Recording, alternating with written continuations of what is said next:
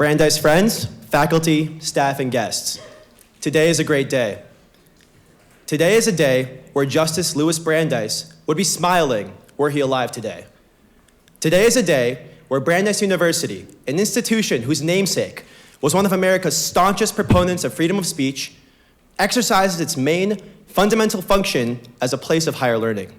Today, Brandeis University, with the help of the Brandeis Conservatives Executive Board and volunteers, Brandeis University staff and support, and Young America's Foundation's excellent team is holding a forum, a place in which everyone gathered here tonight can achieve Brandeis's motto to find truth unto its innermost parts. Today is a great day.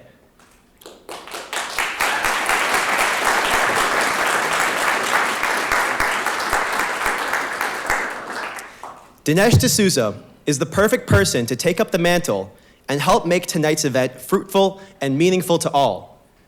Born in Mumbai, India, D'Souza came to the United States as an exchange student and graduated Phi Beta Kappa from Dartmouth College in 1983. Dinesh D'Souza has had a 25-year career as a writer, scholar, filmmaker, and public intellectual. D'Souza has been named one of America's most influential conservative thinkers by the New York Times Magazine. The World Affairs Council lists him as one of the nation's 500 leading authorities on international issues, and Newsweek cites him as one of the country's most prominent Asian Americans. Mr. D'Souza's articles have appeared in virtually every major magazine and newspaper, including the New York Times, Wall Street Journal, The Atlantic Monthly, Vanity Fair, New Republic, and National Review. He has appeared on numerous television programs, including The Today Show, Nightline, The NewsHour on PBS, and so many more.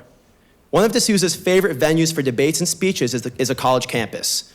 That is why we are confident that Mr. D'Souza will create the perfect environment to allow all of us from all backgrounds and all political persuasions to test ourselves and live up to Brandeis's central mission, pursue the truth.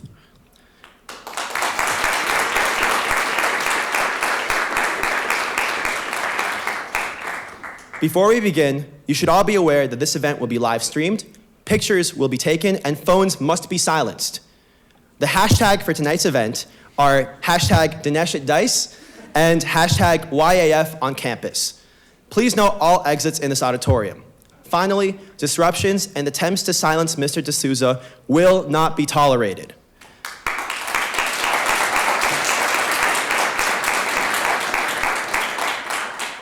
Without further ado, I am honored to introduce to all of you Dinesh D'Souza.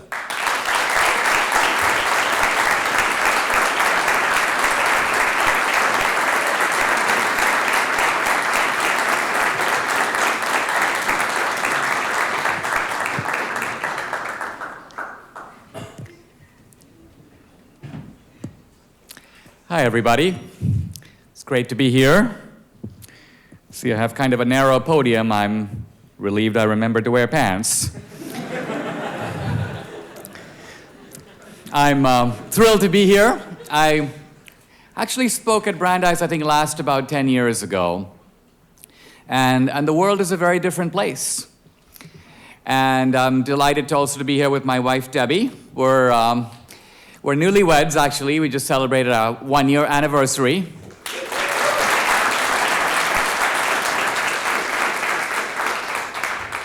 And today also happens to be my birthday.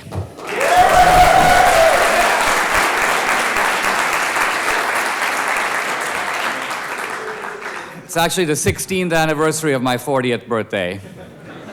Oh, yeah.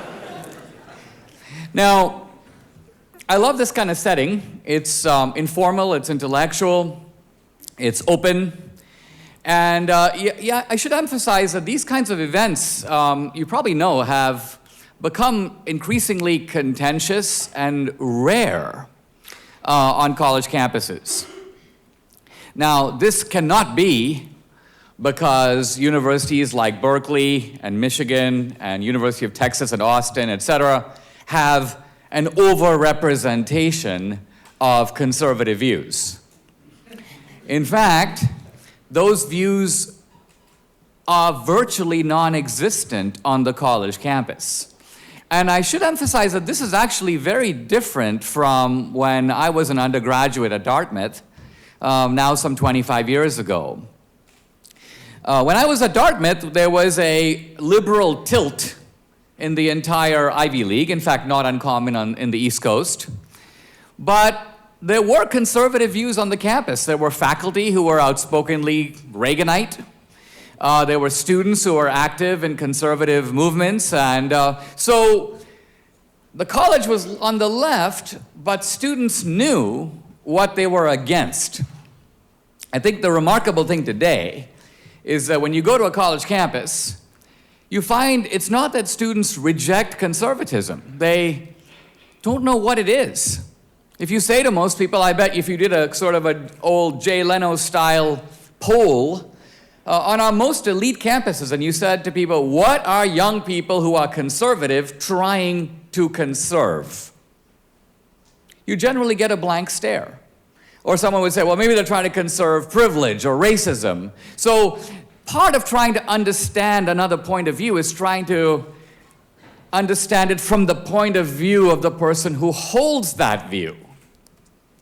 Now, the reason all of this is even more important today is we're living sort of in this peculiar moment in which a most unexpected figure, Trump, has, to the surprise not only of liberals, not only of the left, but of conservatives, suddenly turned up in the White House. And he has turned up with an energy and a kind of vehemence that is unusual in American politics. In the first 100 days, Trump has been more active than any president I can remember in my lifetime. And the reaction to Trump is stormier, it's less civil. There's a sense in which American politics is moving into a kind of surreal phase. The parties are losing their normal bases of allegiance. The normal rules of gentlemen's politics are out the window. You notice this even in the surprising rise of obscenity in public discourse that is being used by both sides. Now, part of what I want to diagnose is what really is going on here. And how do we find a way out of it? Because American politics, for now the better part of a generation, was a kind of gentleman's fight. And by that I mean you had two sides who generally agreed upon goals, but disagreed about means, how to get there. But today you get the feeling that it's very difficult for the two sides to talk, to come to any kind of agreement, because we don't share the same goals. You're going to Maine, and I'm going to Chicago. So what's the point of us having a meeting? There's not really a whole lot of common ground. On the campus particularly, I want to address the issue of free speech at the outset, because the issue of free speech has nothing to do with hate speech. None of the speakers who are coming to campus, and this is obviously true of me, are here to engage in yelling racial epithets or in any way violate the normal civility of the campus. What's actually threatening about speakers on campus is the content of what they represent, their actual ideas. And unless these ideas themselves are hateful, unless these ideas themselves are kind of out of bounds, it becomes actually very suicidal for a liberal arts campus to try to block them or to try to ban them. So what are these ideas? The opposition to free speech on campus is generally mounted in the name of racism. And now today, this is a little bit of a new twist, in the name of fighting fascism. I'm actually going to speak a little bit about both those things. And I want to start by talking a little bit about race, because the race issue is perhaps the most distorted issue in American politics. We hear from the left that the Republican Party, Trump, is a racist. The Republican Party is the party of bigotry. Now, let's pause for a moment and ask before we even consider the validity of this, who's actually saying this? Who's making the accusation? Well, the accusation is coming from the left. It's coming from the Democrats, who are supposed to be the party fighting racism. Now, right away, we have a little bit of an anomaly, which is that when we take an honest glance at history, we discover immediately that all the racism that is being invoked to stir people into a frenzy, this kind of bitter legacy of American racism, comes almost exclusively and entirely from the democratic left itself. Let's start with slavery.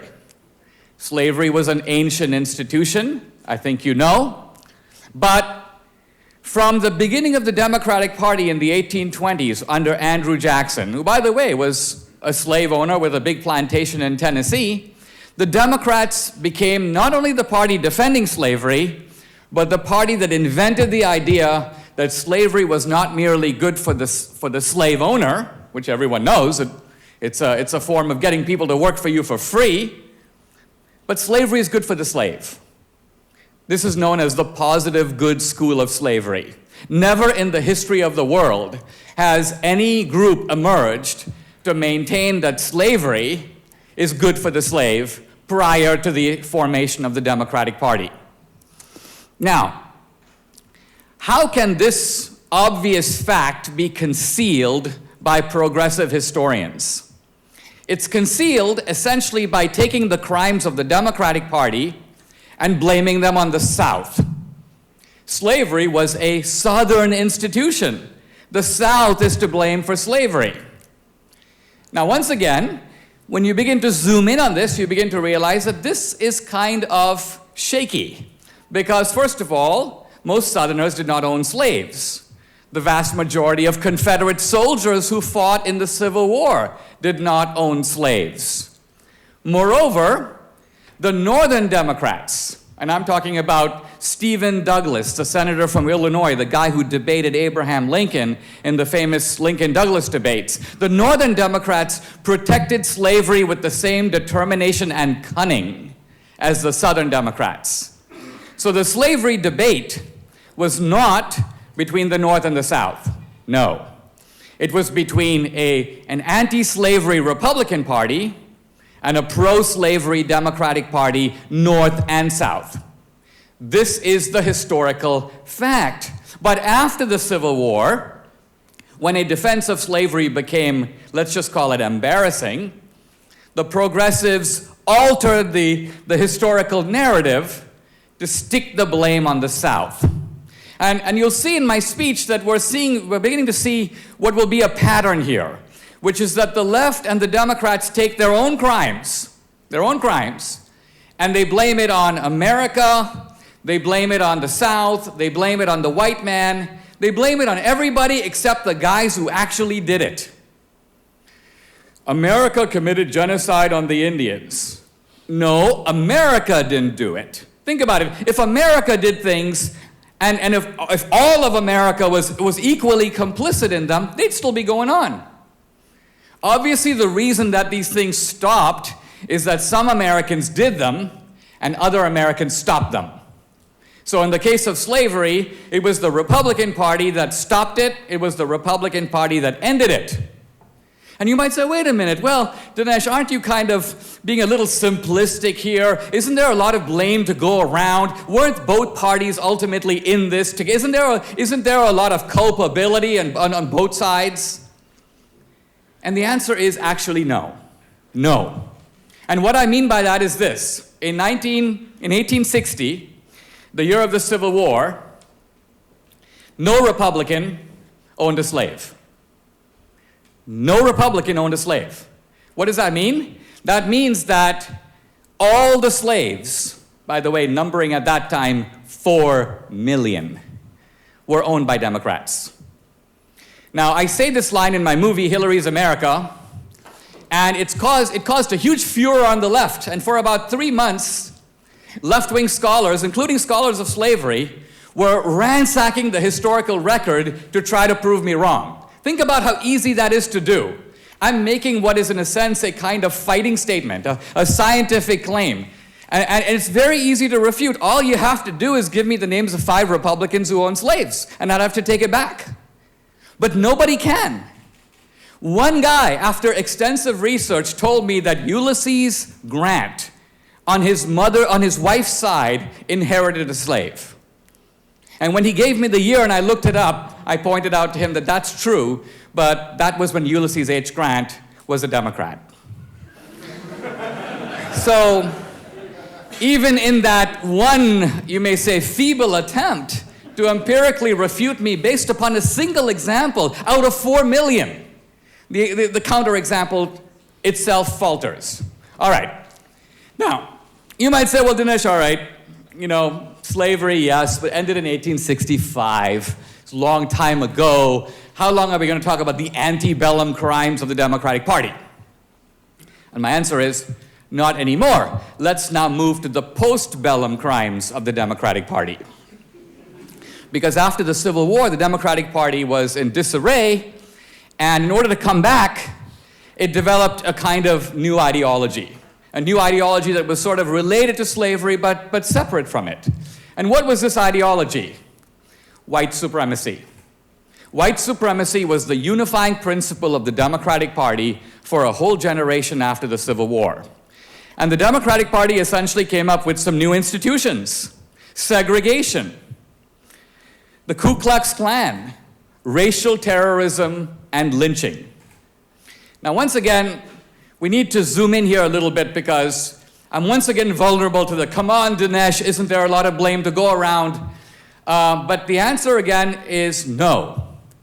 Every segregation law in the South, without exception, was passed by a Democratic legislature, signed by a Democratic governor, and implemented by Democratic officials. There is no exception to that rule.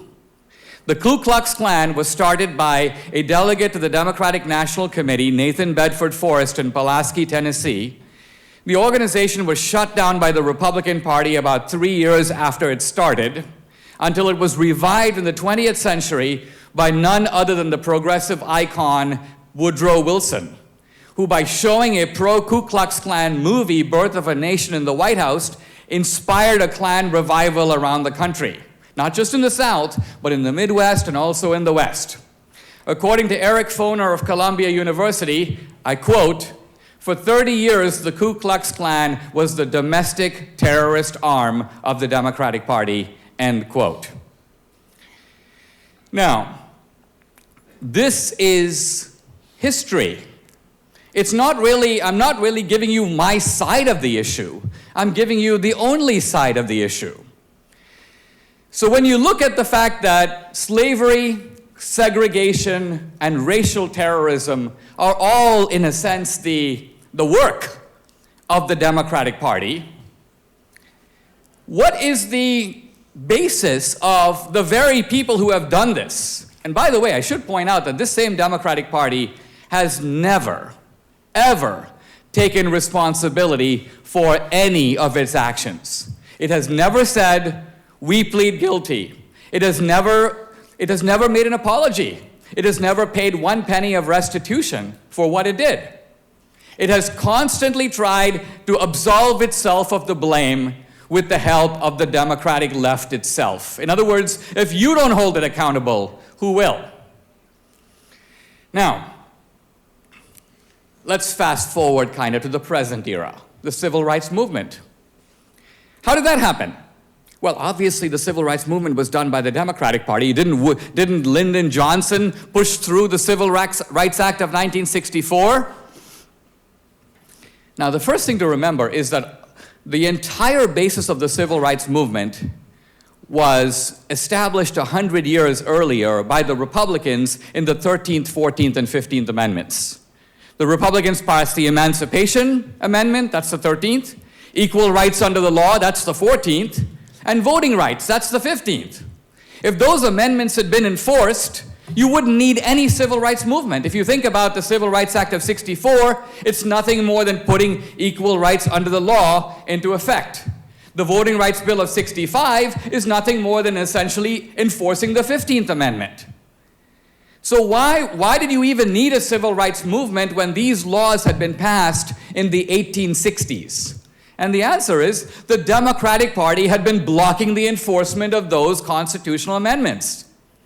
So the civil rights movement is essentially the Democrats now claiming to do what they themselves have been blocking for 100 years.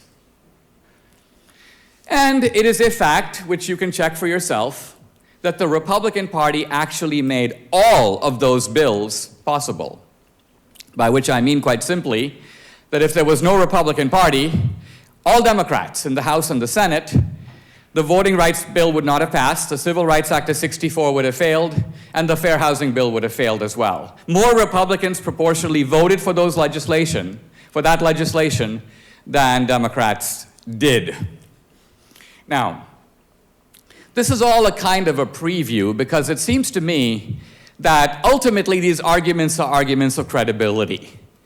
What the left is basically saying is that we, the very people who did all this bad stuff, are now somehow the saviors of civil rights. We represent civil rights. We should be trusted with advancing the cause of minorities.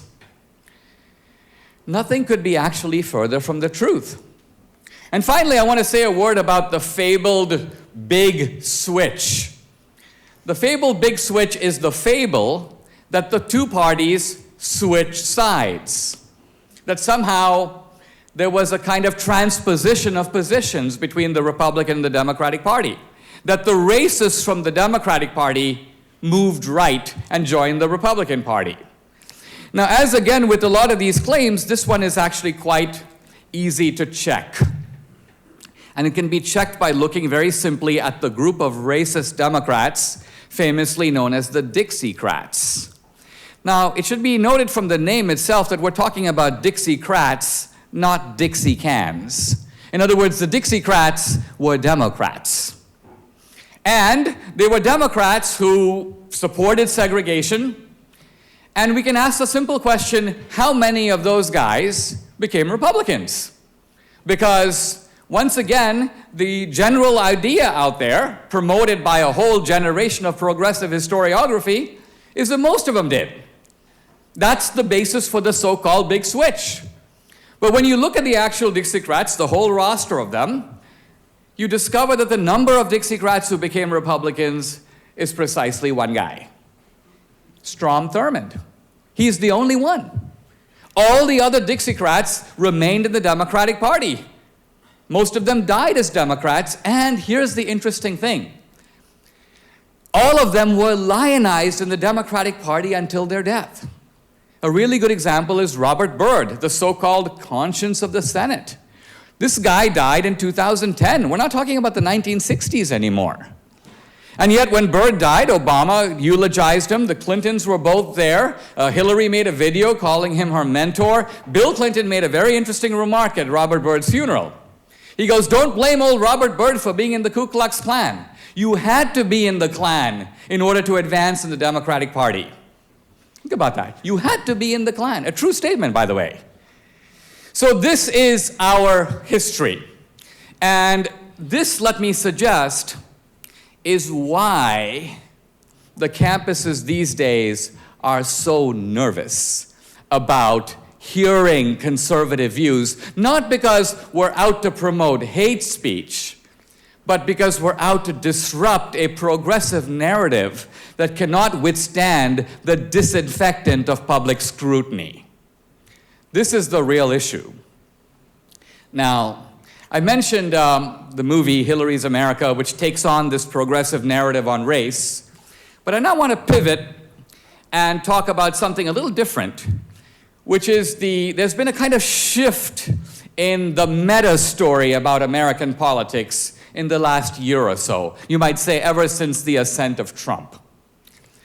In a sense, American politics is driven not just by stories. We tend to look at individual stories. Did Hillary lie about Benghazi? Did Obama really mean it when he said you can keep your doctor if you... These are, I would call them retail lies. I'm not interested in them that much. What I'm interested in is the wholesale lie. Let's call it the meta lie, the big lie, the lie behind the lie. Because a meta-lie is a whole framework for seeing the world. A meta-lie is putting a new lens into the camera. A meta-lie is a perspective through which you see things. And the meta story now about Trump, about the Republicans, is that the Republicans are fascists. Fascists. Now, this is a switch away from the race card. It's a new card, the fascist card. But it's not an abandonment of the race card because, as you know, fascism, or at least Nazism, National Socialism, imports the racist issue right back in. So the idea now is that the way to understand Trump is to see Trump and the Republicans as incipient or actual fascists. Actual fascists. I'm writing about this now. I've almost completed a book that comes out this summer that's going to deal with this issue. And in some ways, one of the questions I want to raise, and I'll just touch upon it here, is what do we mean today when we use this kind of language? The philosopher Leo Strauss, a generation ago, complained about what he called the reductio ad Hitlerum. And what he meant is that we have a certain promiscuity of public discourse in which we tend to take everything to the ultimate limit of Hitler. And it's kind of like, Hitler likes strawberry ice cream, therefore none of us should eat it. Or the way in which in California, where I live, even the term Nazi is used in the craziest way. Some guy will come out, of the ocean. He'll go, "I'm a surf Nazi." I'm thinking, what do you mean by that? And I think what he means is that he is actually a serious surfer. Nazism to him is a positive thing. It denotes commitment. Or I'm a food Nazi. Now, I don't want to get into this because this stuff to me is not the heart of the issue. The heart of the issue is to go into the serious question of what does it mean when, all kidding aside, we're calling somebody else a fascist. We're calling somebody else a Nazi.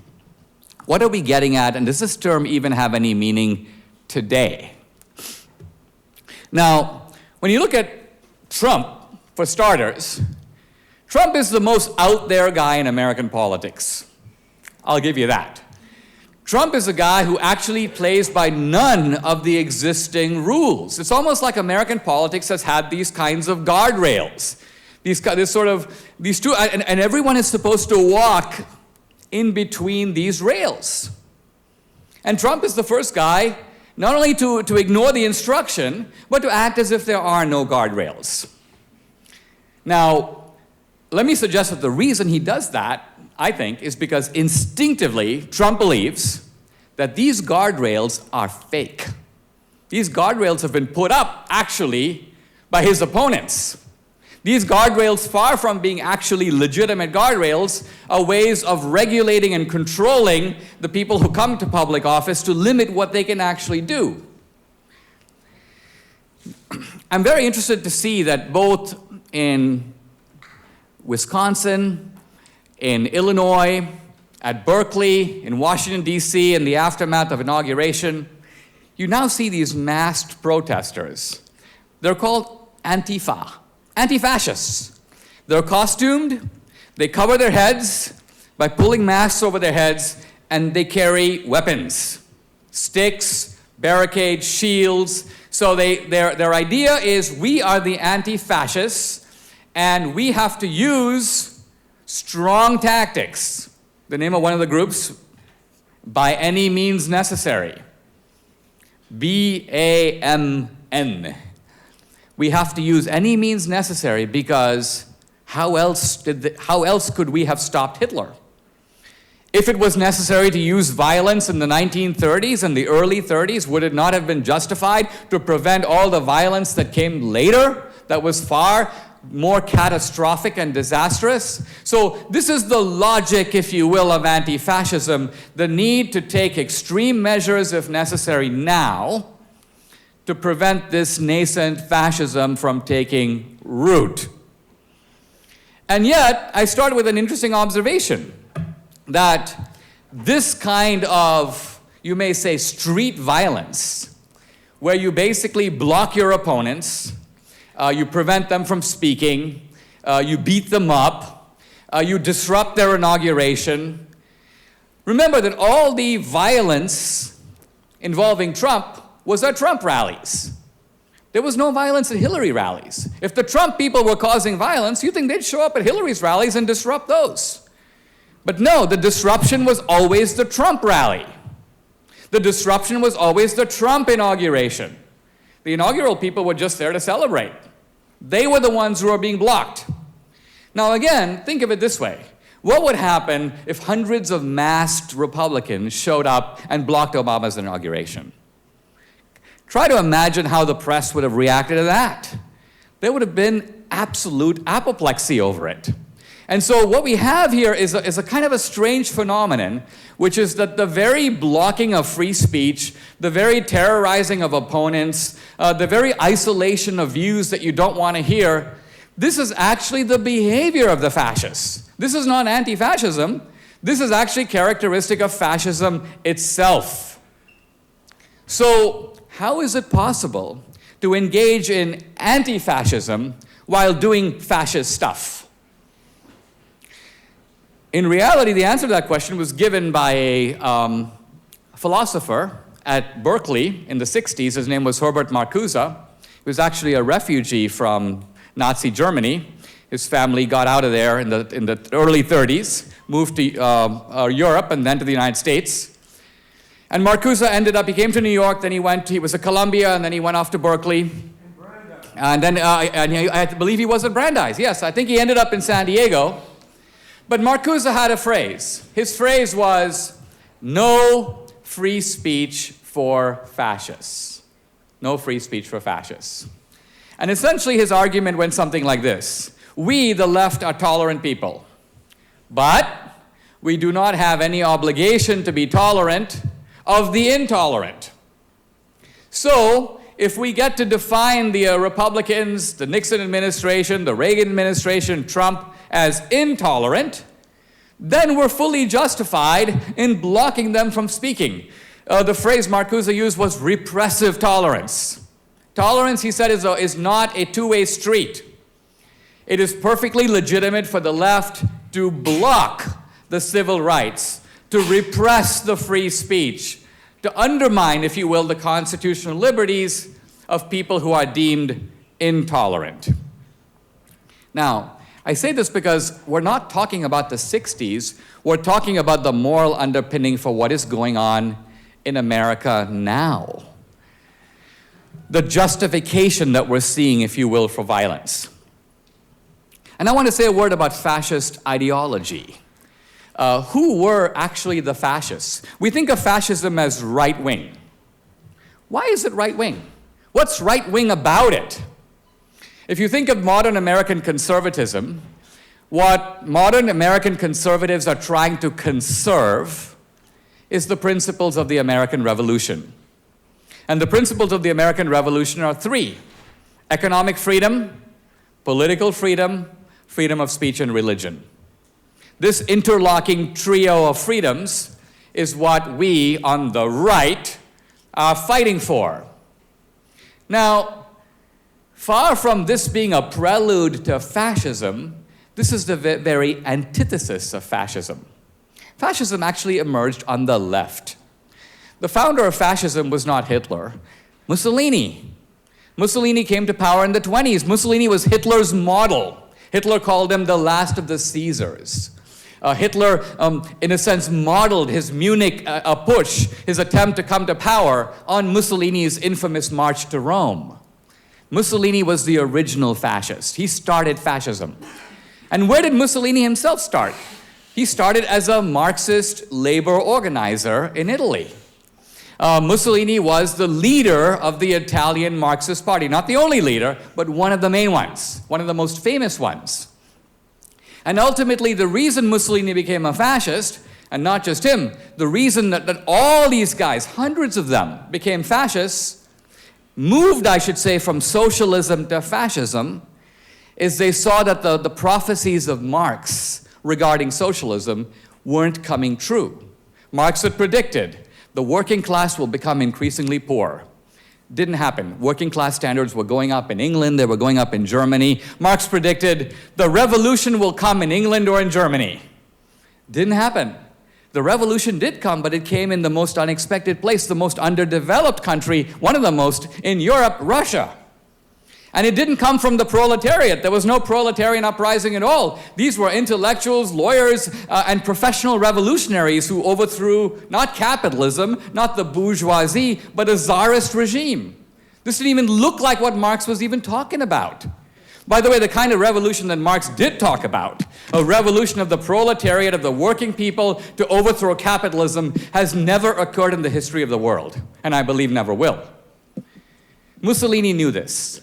The early socialists of the 20th century knew this, and they said, this kind of socialism isn't working. We need a new kind of socialism. And they had a phrase for it, which was actually made famous by Hitler, National Socialism, in which we replaced the idea of class with the idea of the nation.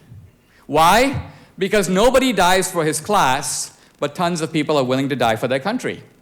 The Marxists themselves saw that. They saw in the First World War that Marxists in France would die for France, and Marxists in Italy would die for Italy. And so they realized that the real human allegiance at the deeper level was not to class. I'm going to go fight for every carpenter in America, but I'm going to go fight for my country. And so National Socialism was an effort to marry socialism with, if you will, this deep, you may say, tribal or instinctive force of allegiance to the nation. This is actual fascism. So where am I going with this? What I'm trying to suggest, although here very tentatively, is that not only is fascism today tactically being used by the left, it is also ideologically on the left. Fascism is the ideology of the all-powerful state. So nothing could be more distant or more remote from American conservatism. Trump doesn't want to make the state stronger, he wants to make the state weaker.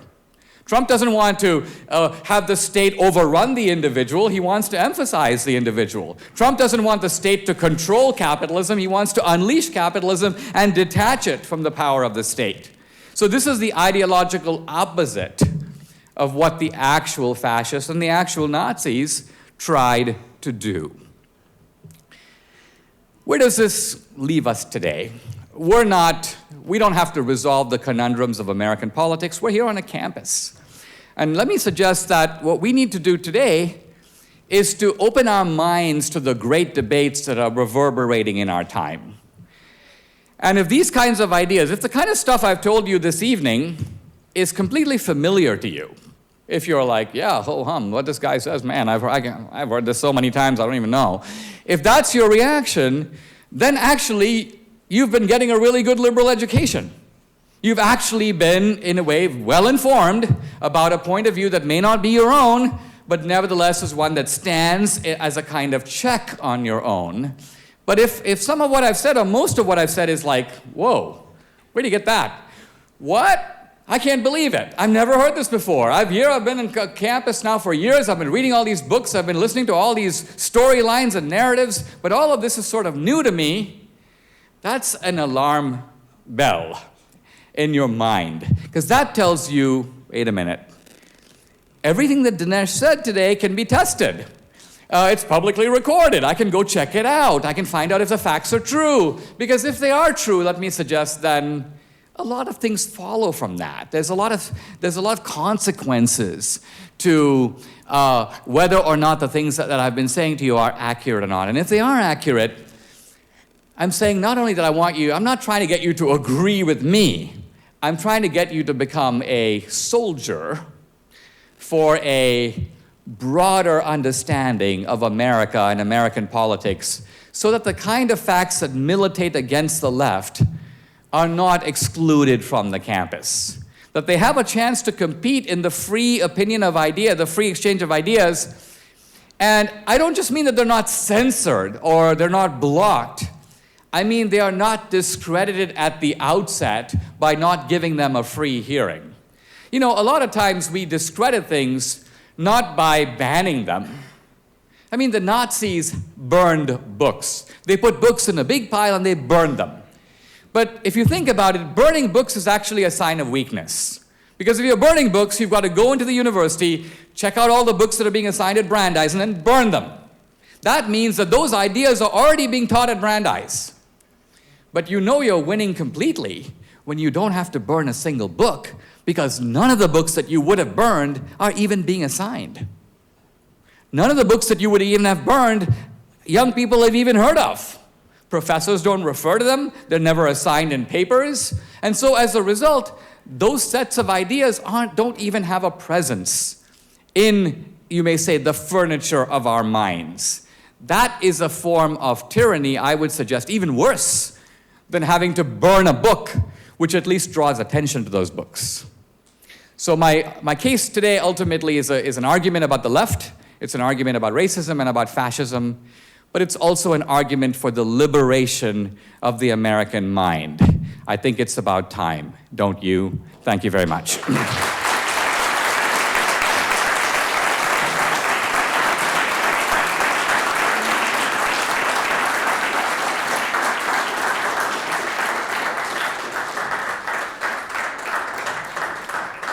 Thank you so much, Mr. D'Souza.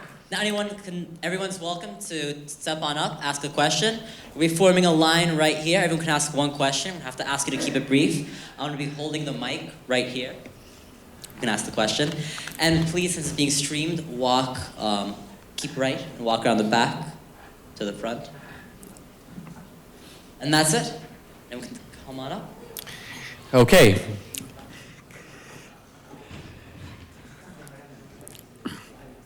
Mr. Cotton? Hi, thank you for coming to speak today. I know that before Barack Obama ran for office or was in office, it's come to my knowledge that at some point he was anti-gay marriage, and then now he is not only just pro-gay marriage, but he under his administration, it became federally legal.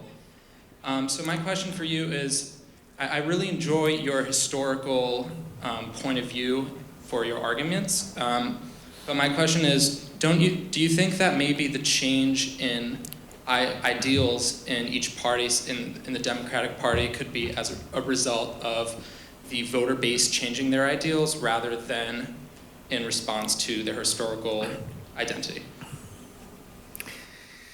The question is, what motivates people to take a position and particularly to change a position that you held before? And is it possible that this is not motivated by lofty philosophical or moral commitments, but rather opportunistically adapting to political realities? All politics is a hybrid, you may say, of principle and opportunism.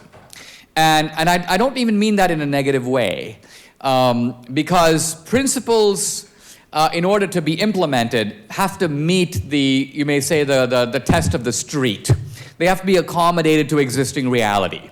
Lincoln was against slavery, but he had to keep the border states in the Union, and so he had to modify not only his rhetoric, but his strategy in order to do that. And at times it made him sound like he didn't care about the slaves, but it wasn't that. It's that if he defined the battle as one of slavery, he would lose Kentucky, he would lose Missouri, he would lose the border states, and in his view, lose the war. So I don't oppose in a way the dilution of principle in order to meet political. Both sides do that, and in and of itself, there's nothing wrong with doing that. I think what's interesting with gay marriage is we've actually seen a sea change of American public opinion on this topic, and I want to use this to highlight something that's very important. This sea change has not come out of politics. Essentially, it has come out of the fact that the left has been fighting a culture war outside of politics, and it's been the only side fighting. Republicans tend to hunker down and fight elections. And they don't realize that in America, the election fight is right over here, but there's a much larger battleground. And what the left has done, I think, much more shrewdly and farsightedly, is occupy the high ground of academia, the media, Hollywood, Broadway, the whole world of music and comedy. I call these the megaphones of our culture. And so the gay marriage debate, in a way, began when Ellen came out of the closet. Will and Grace, 400 sitcoms. So the weird thing for Republicans is that when they were like, what happened to gay marriage? What happened is that one side was fighting, and by the time the issue even got to politics, it was a fait accompli. The cultural shift that is outside of politics but affects politics had already occurred. So that's my take on gay marriage. It's kind of an interesting lesson of how politics is dependent on culture. And Republicans long term don't just have to win in politics, they also have to establish a foothold in the culture. Okay, next question.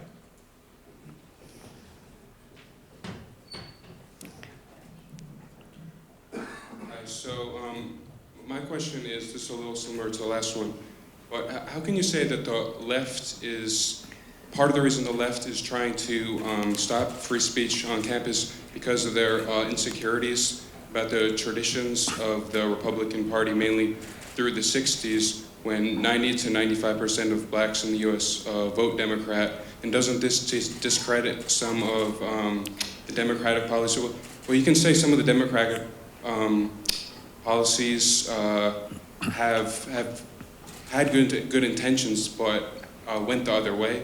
They actually hurt blacks more than helped. And how can you say that since the 60s, the Democratic Party has not had good intentions, at least for race? Oh, perhaps the strongest argument for the big switch is the fact that blacks who used to vote 75% to 80% Republican now vote over 90% for the Democratic Party.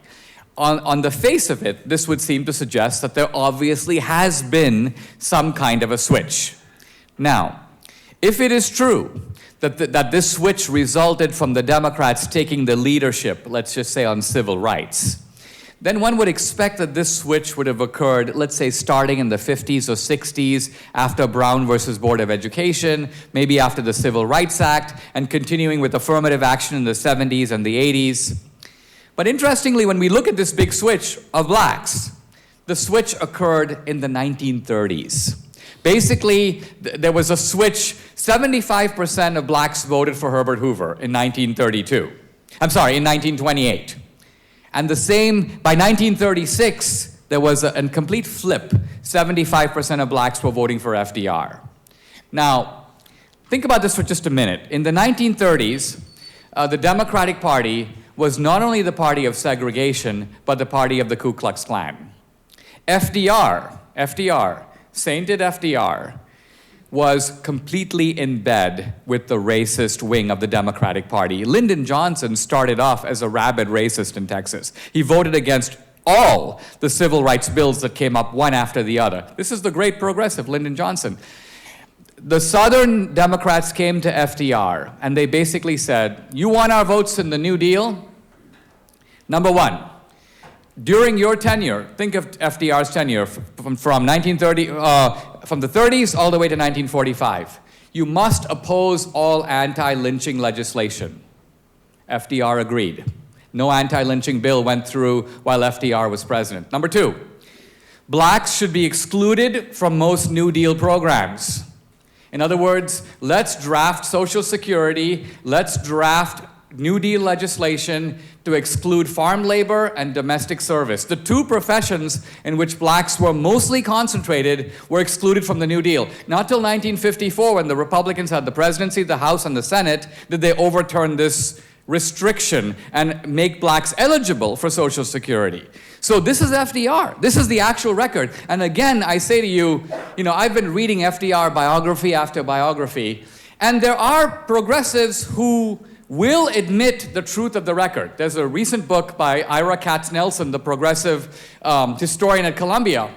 It talks about what he calls the Faustian bargain that FDR made with the bigots. But he goes, at the end of the day, it was worth it because we got the New Deal. So his argument is that 30 years of lynching, 30 years of excluding blacks from New Deal programs, the internment of the Japanese in World War II, the turning back of the St. Louis, all this racist stuff that happened under FDR, blatant. FDR nominates Hugo Black to the Supreme Court. He tries to conceal the fact that Hugo Black is in the Ku Klux Klan, an active member of the Klan, speaking at Klan rallies throughout Alabama. When the Pittsburgh Courier breaks the news, Hugo Black writes in his memoir, he goes, I told FDR. He goes, I told him, is this Klan business going to be a problem for you? And he goes, FDR told me, no problem. Many of my best friends are in the Klan. Many of my greatest supporters are in the Klan. This is FDR to Hugo Black. Again, this is our actual history. So, here's my point. Blacks switched in the 30s having nothing to do with race.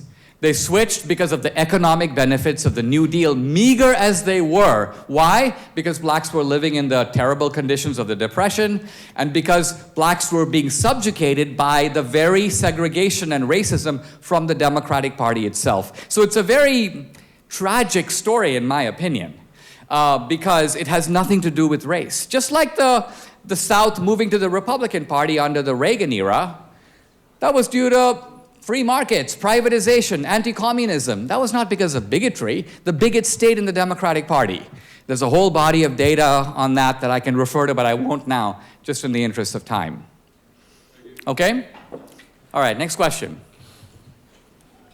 My question is about part of the fascism that you were talking about is how you said that it kind of moved from, we can't have them die for, I forgot the cause exactly, but we can have them die for the idea of country. And I'm a little bit confused, and I'm hoping you can clarify this, because part of just focusing on Trump, a lot of his branding was about America. Make America great again. The America First ideology that says before everything else comes the country, the nation. So how do you address this? Does that mean that Trump is coming from the left, or is there something else there? Let me restate your question slightly. You're saying Trump is an outright nationalist, make America great again.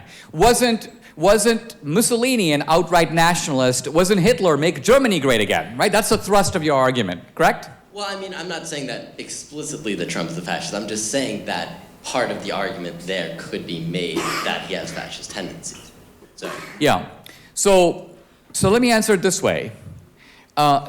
Nationalism is an ingredient of fascism, but it is not an exclusive ingredient of fascism. In fact, nationalism is an ingredient that you find across the political spectrum. Here's a really good example.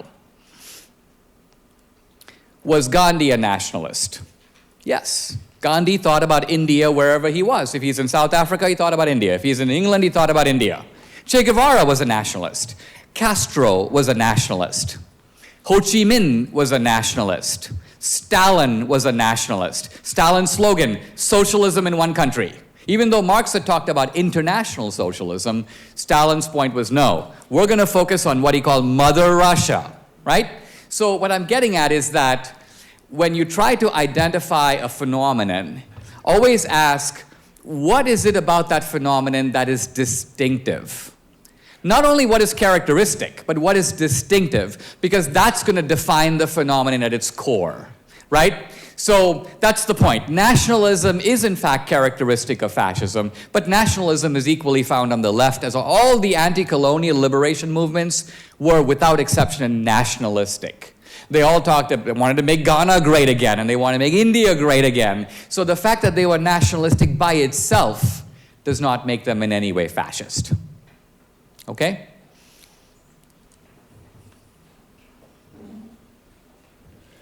I just have a question about talking about kind of the way you look at party realignment and how there really wasn't the big switch.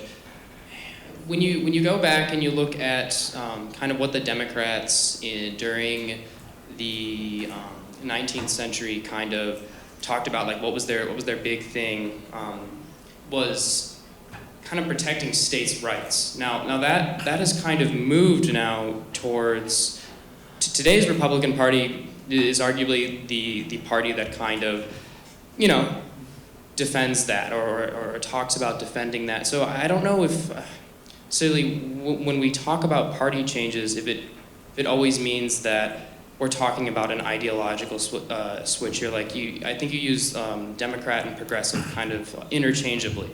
I don't know. What would you say to that? To kind of that this kind of like when we talk about states' rights and whatnot, and the kind of Democrats less progressive attitudes during the 19th century and how that kind of changed today. I don't know, what do you say to that? Winston Churchill was once accused by a political opponent of being contradictory, of being inconsistent. And Churchill said, I'm not being inconsistent at all. I'm sort of like a guy who is steering a ship, right? And he goes, when the ship tilts to this side, I throw my weight on this side.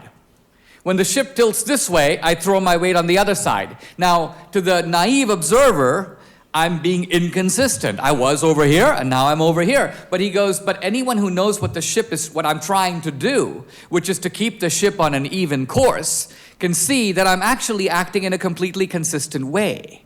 Now, you gave the example of states' rights, very telling example, because it is absolutely true that the Democratic Party in the 19th century used to be the party of states' rights, and the Republican Party is the party of states' rights now.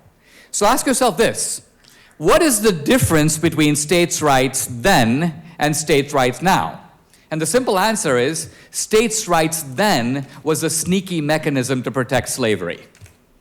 That's why the Democrats were for states' rights, because it was a wonderful pretext for getting the federal government out of it and letting the states oppress blacks. That's why they like the idea. So states' rights is not a bad idea at all. There's nothing wrong with it. It's only bad when really bad people use it to oppress other people. So in other words, states' rights is a terrible idea in the hands of Democrats and a fantastic idea in the hands of Republicans. Not because there's something inconsistent about it, because we're not using it to oppress blacks. I mean, here's the difference. The founders gave us a federal system, right? And what did that mean? What that basically means is that in a big country, some duties belong to the federal government. Basically duties that you can consider national. So for example, who's going to protect us from foreign thugs? The federal government. California can't do it, Ohio can't do it. So it's a federal, national responsibility. But who's going to take care of people who shoot people on the street or rob a grocery store? State law.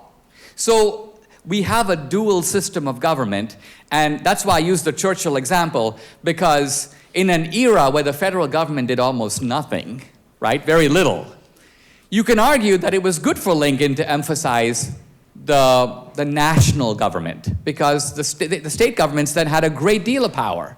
Today, it's the exact opposite. State laws are ridden roughshod over by federal laws. Take something like immigration. If 1,000 people try to sneak into Texas tomorrow, you think that the government of Texas can stop them? No, because the federal government lets them in. Texas has no say in the matter. So I say, why not? So the Republicans would say protecting states' rights now, in this context, is throwing your weight on a ship that is tilted heavily to the other side, and the fact that we were not for states' rights in the Civil War, but were for states' rights now, is not inconsistent. It's a consistency of purpose in keeping this balanced ship of state moving smoothly forward. Just think about that. Okay, next question. Hi, so you spoke a lot about how the Democratic Party is, unable to acknowledge or has been unable to acknowledge, some of their, possible shortcomings in the past and be self-critical with that. So kind of bringing it up to speed in modern times, how do you see that kind of playing a role, and an inherent danger possibly even to the American people? You see the Syrian refugee crisis currently going on.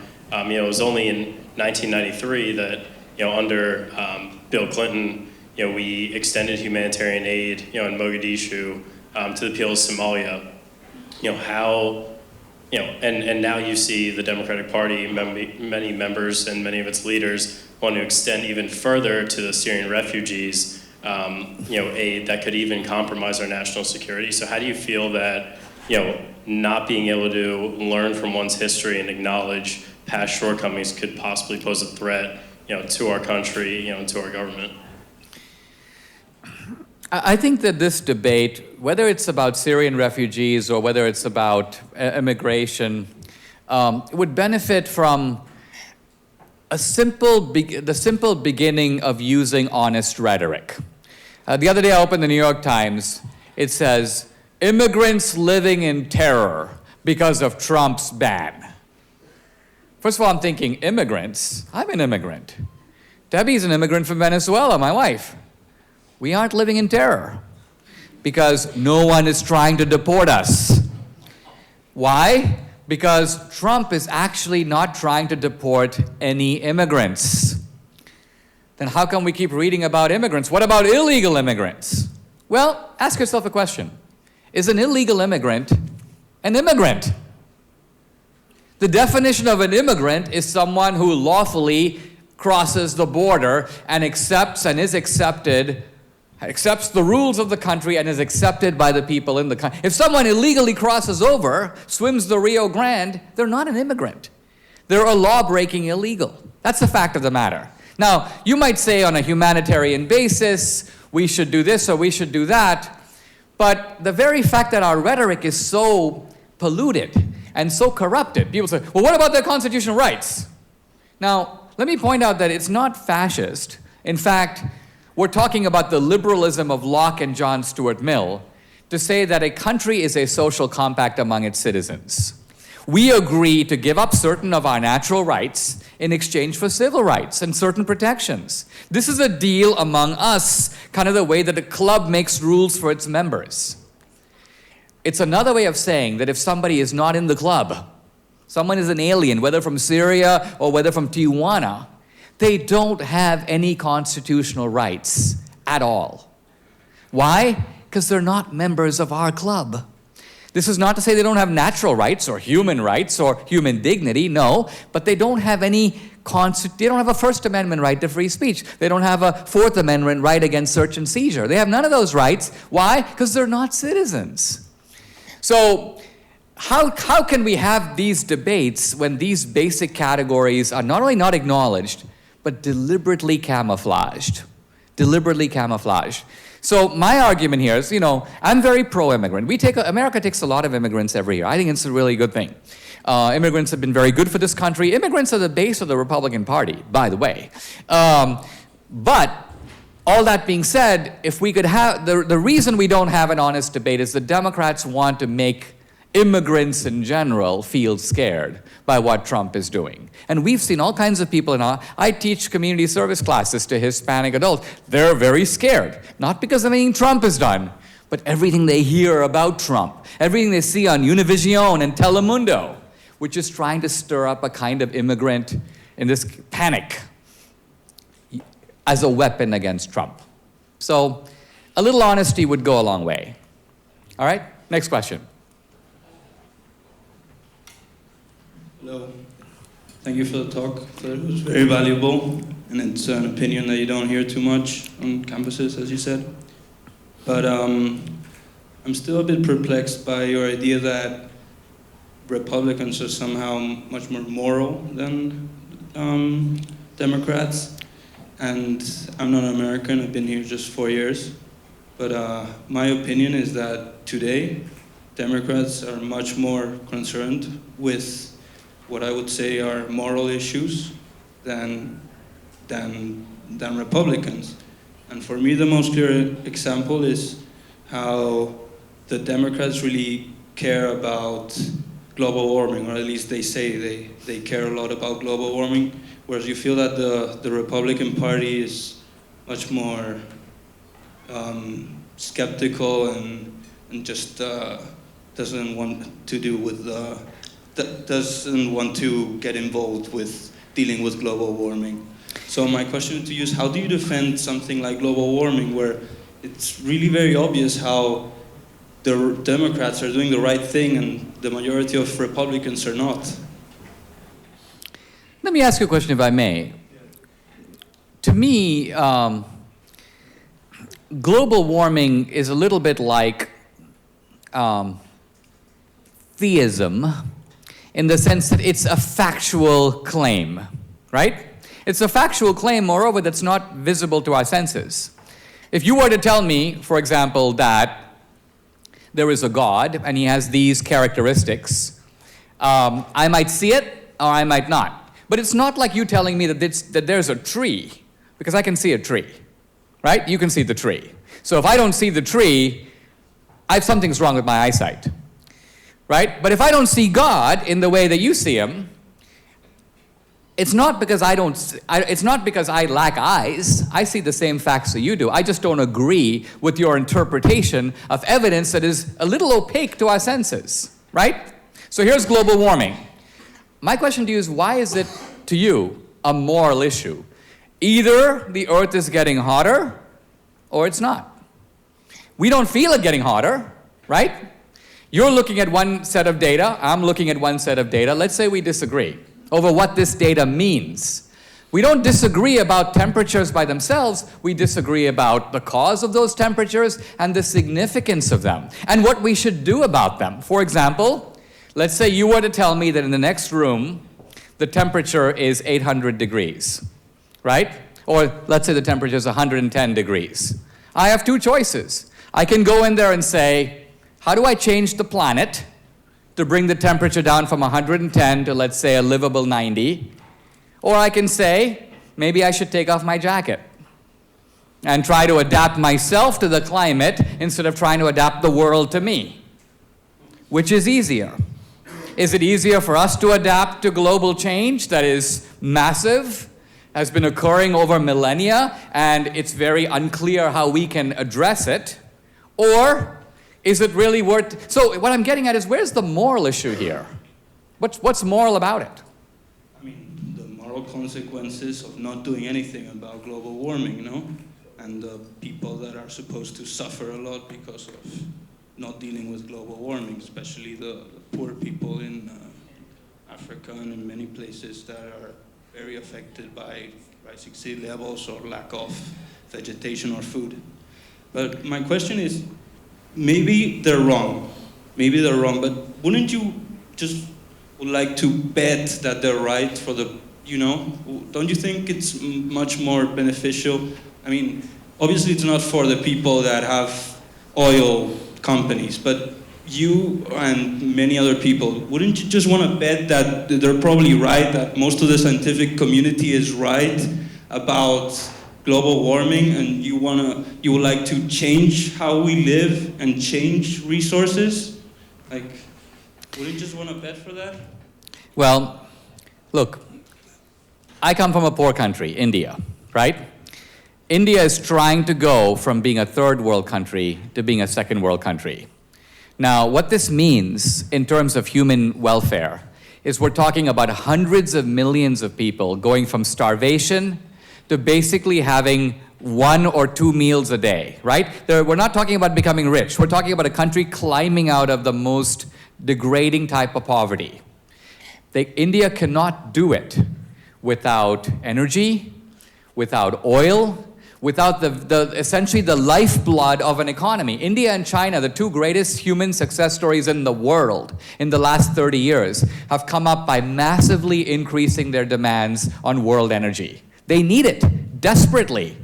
Poor Brazilians desperately need land, and they need farming, and they need logs, and they need timber, and they need paper. So these resources are not some world luxury. They're the very basis of the poorest of the poor, the wretched of the earth, climbing up in the world.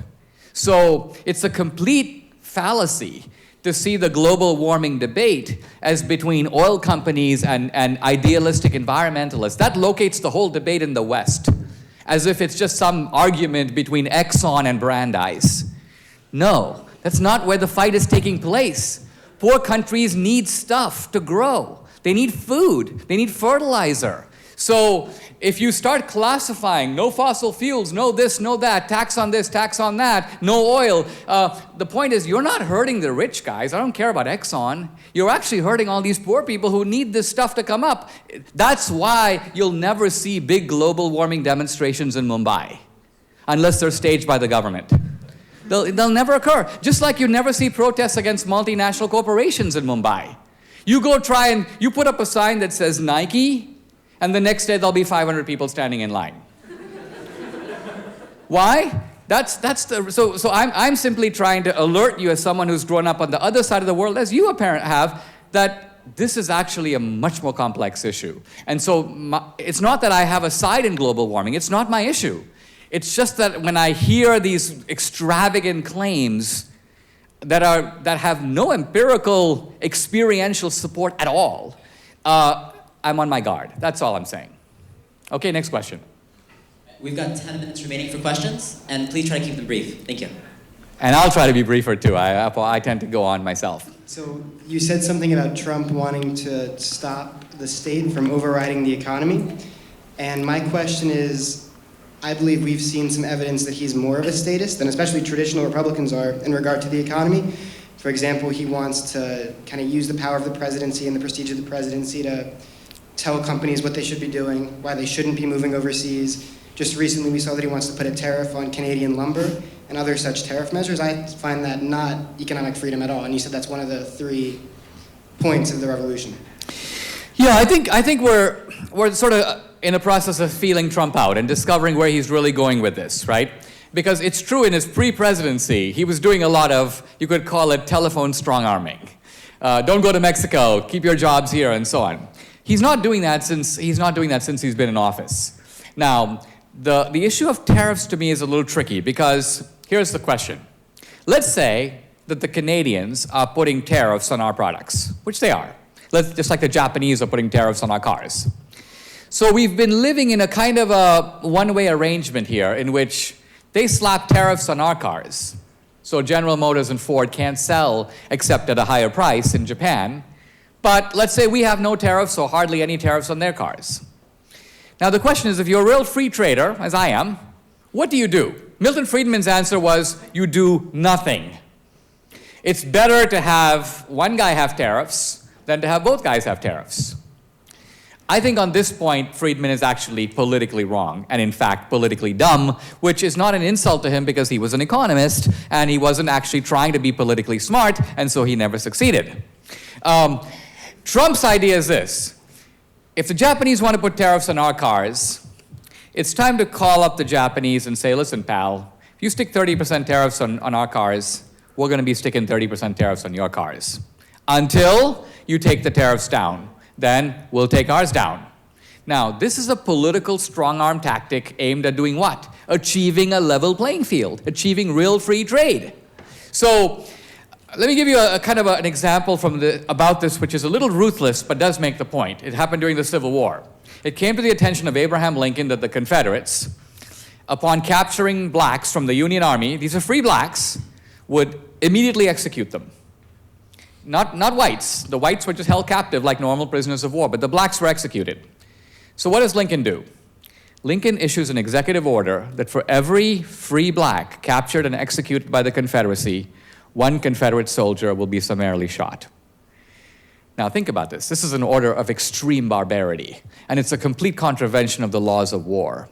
But in Lincoln's view, if I don't do it, how do I get them to stop? And in fact, they did stop. So I use this as an extreme example to show that in the sort of world of politics and war, it is sometimes necessary to do to them what they are doing to us, not because you are not a free trader, but because you are trying to get to a free trade that you'll never get to any other way. So again, I'm for free trade. If Trump turns out to impose tariffs across the board and basically be a tariff guy, I think he'll be mistaken about that and he shouldn't do that. But if he's using these tactics, so to speak, to level the playing field on free trade, he might just be successful. Okay. Hello. So tonight you have presented the Republican Party as advocating on behalf of individual liberties, even if that means deregulation so that there could be a smaller government and essentially people can have more freedoms, personal freedoms. Despite the fact that that might undermine the Clean Water Act and lead companies to pollute the waters with toxic waste with no repercussions. However, my question to you is, how can you explain the deregulation that the Republican Party supports for smaller government and simultaneously the hundreds, if not thousands, of bills passed by Republican officials since 2011 that have policed the woman's body and limited female access to contraceptives and to abortion? All right.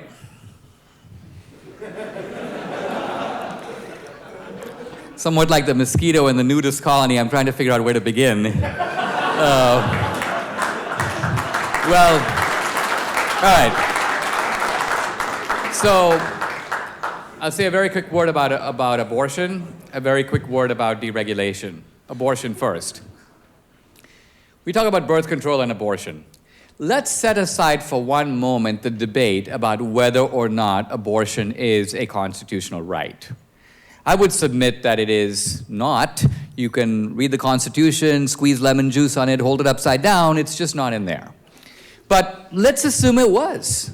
Let's assume it was sort of invisibly there as part of the Bill of Rights. Right up there with free speech and right up there with the right to religion and the right to assembly and so on. Here's my question to you. Why should the abortion right be subsidized when none of our other fundamental rights are? I mean, you have a right to free speech. Does the government give you money to start a newspaper? You have a Second Amendment right to own a gun. Is the government going to buy you a shotgun? You have a right to free assembly. You got to do it on your own time. You have a right to free exercise of religion. The government's not going to pay for your churches. So, since the government pays for none of our other fundamental rights, why does this right get to be in a category of itself? That's my point number one. Pivoting to point number two. No corporation that pollutes the water should be allowed to do that because that is an actual infringement upon the common good. In other words, that is actually doing harm to the public. This is completely different from the real point of deregulation. The real point of deregulation is to create a scope in which individuals can transact freely. Now, let me give you an example of what I mean. We have a right to health care, and presumably we have an equivalent right to food, right? To eat. What could be more basic than the right to food? Now let's assume that the government establishes not Obamacare, because that's healthcare, but an Obama right to food. And the basic idea here is that when you go to the grocery store, you can get food, and somebody else will pay. So you walk into the grocery store, you fill up your cart. I would submit, first of all, that you will excessively fill up your cart because you're not paying. And you're going to show up at the counter, at which point the woman behind the counter will notice that not only have you excessively filled up your cart, but since you're not paying, you don't care what the prices are.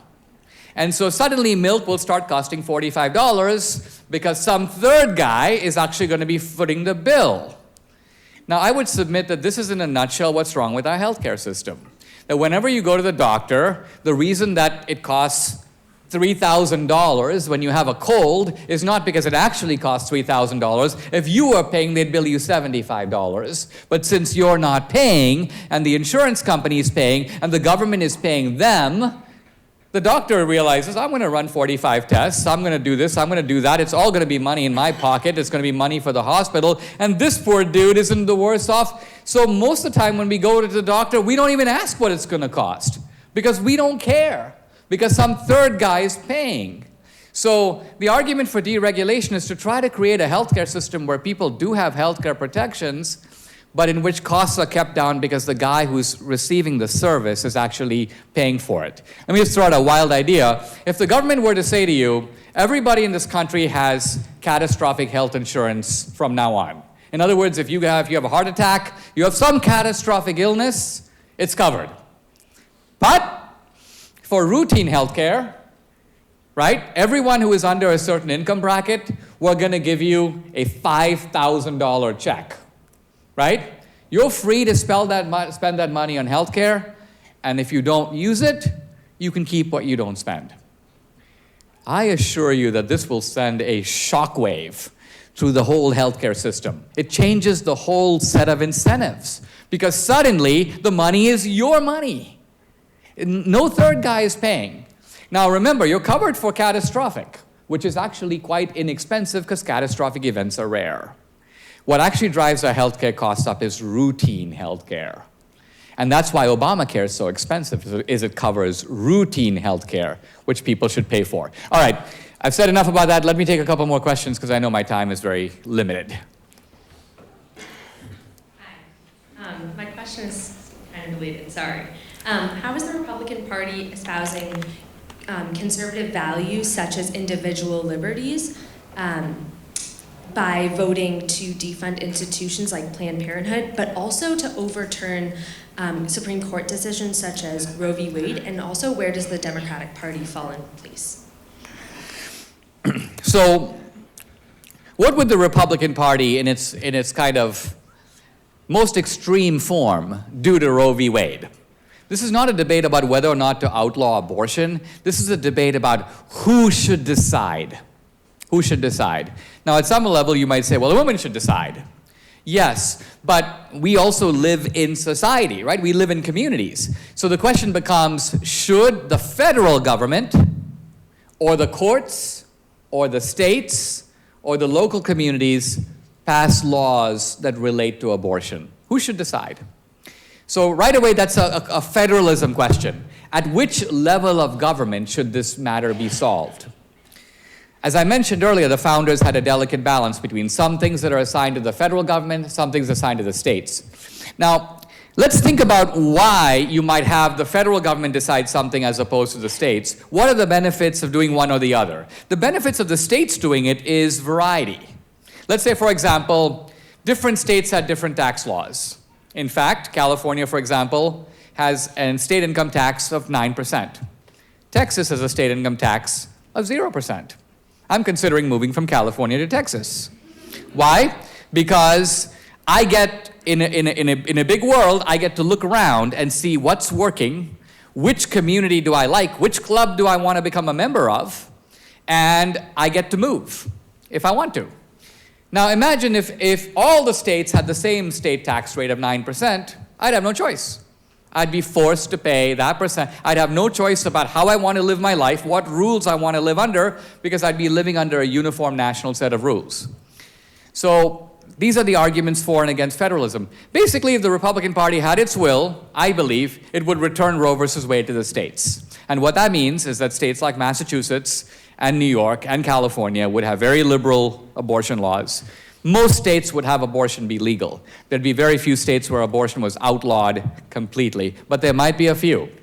And let's be very clear, it's because the vast majority of citizens in those states would be voting for elected representatives that want to restrict abortion. In other words, this is the democratic process playing itself out in the state level. If the citizens of Mississippi want to outlaw abortion after the first trimester, who are you to stop them? This is their state, these are their laws, their citizens are living under them, and they're voting on them. And if their politicians are out of step with the citizens, they can vote them out. So what I'm getting at is, if Roe versus Wade were overturned, it's not an outlawing of abortion, it's a decentralization of the decision to the local level. Whether that's a good thing or not, you can debate. I think on balance, it is a good thing. Our next question is going to be the last question. Sorry to the people still in line. Hello. You spoke a lot today about communism, Marxism, and the far left and progressives. I see a fracturing in the Democratic Party, and a lot of people are moving more towards classical liberalism and left-leaning libertarians. Do you think there's room in the American political system for people who are for limited government, for freedoms and liberties, but are also for things like gay marriage? Yes, I think this libertarianism across the board has been a wing of the Republican Party. In other words, in the Republican Party, and I think this is even more so, by the way, in the age of Trump, because the Trumpian conservatism is more pro-gay marriage than any other Republican in my lifetime. Whether you agree with it or not, that's a fact of the matter. Trump is simply not exercised over that issue. I think what we're going to see in this country is a disentanglement between the issues of abortion and gay marriage. I see this in the younger generation already. The younger generation is more conservative than my generation on abortion, but less on gay marriage. And so, again, that is not a denial of libertarianism. It's simply a recognition that in the case of abortion, we do have an emerging embryonic human life. And so it cannot be treated with moral indifference, whatever you think about that matter. I don't think that libertarianism really belongs in the Democratic Party anymore. It would be different if the Democrats made room for it. But economic liberty is such a nightmare for the Democrats right now, and that's what they care about. That at the end of the day, they're going to drive out the libertarians who don't get on their bandwagon on the economic issues. Ultimately, the Republican Party is kind of a diffuse party. One camp cares about national security, one camp cares about economics, and one camp cares about social issues. And I would say it's really it's a triangle. And it's hard even to say which one is the most influential. All three are important. For the Democratic Party, the economic issues are the overwhelming issues. And the other two are, I would say, secondary.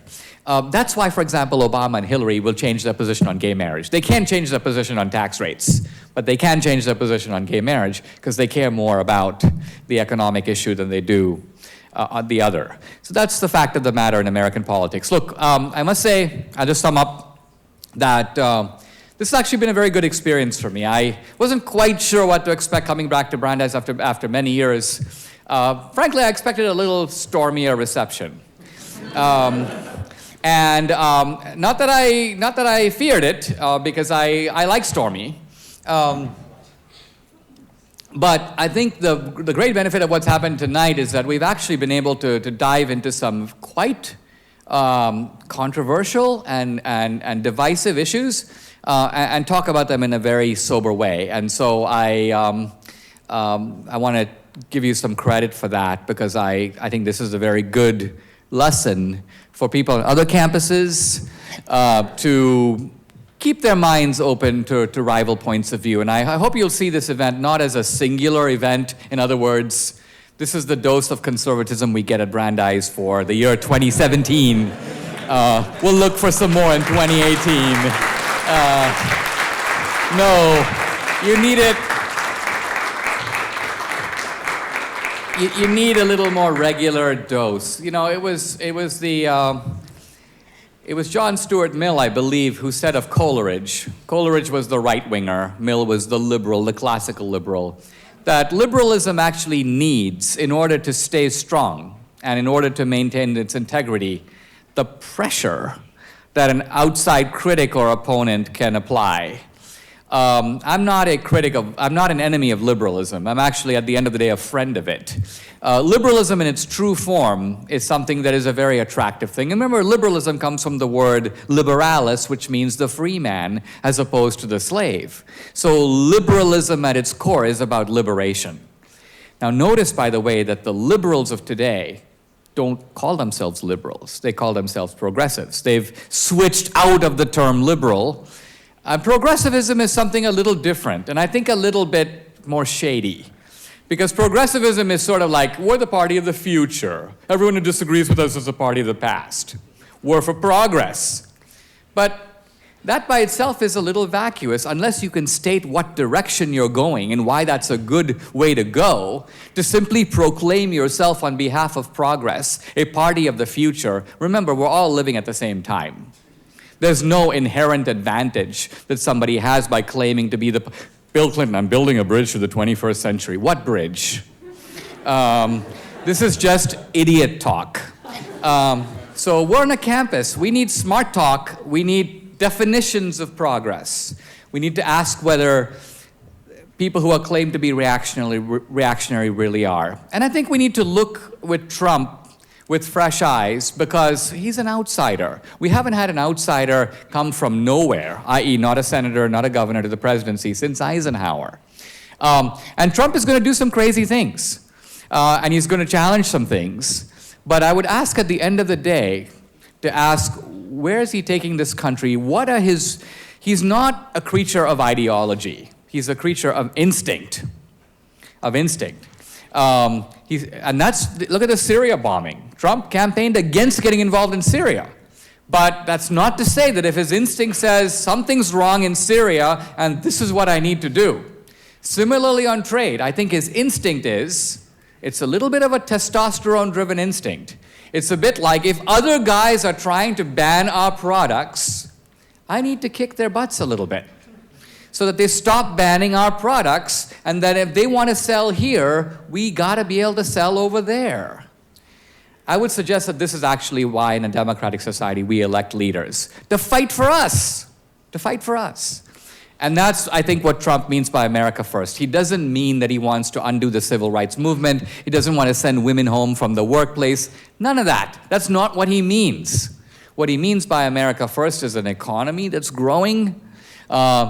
As far as I can see, his immigration policy is completely multiracial. The vast majority of our immigrants today do not come from Europe. They come from Asia, from South America. They come from Africa.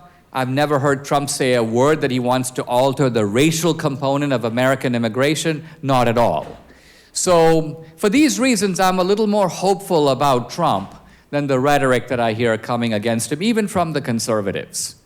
We'll have to see at the end of the day, but this talk, in my opinion, has been a really good start. Thank you for coming.